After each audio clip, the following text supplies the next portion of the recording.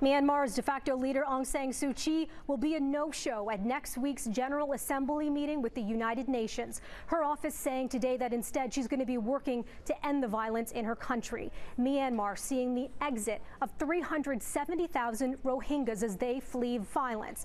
The UN calling the crisis there a textbook example of ethnic cleansing. Minority Rohingya Muslims fleeing bloodshed in Buddhist-majority Myanmar, seeking refuge in Bangladesh, where a lack of sanitation is threatening the health of a vulnerable population. Hundreds have been killed, including civilians, after the latest exodus began 3 weeks ago when Rohingya militants attacked security forces.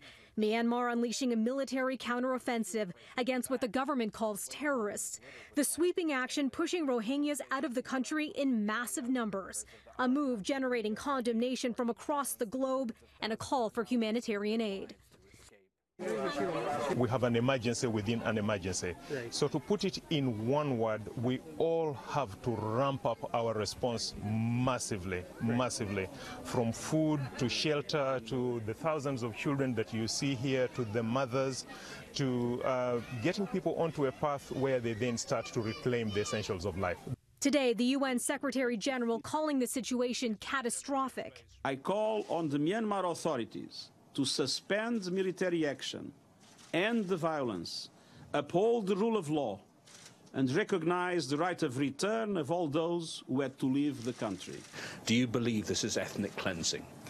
Well, I would answer your question with another question.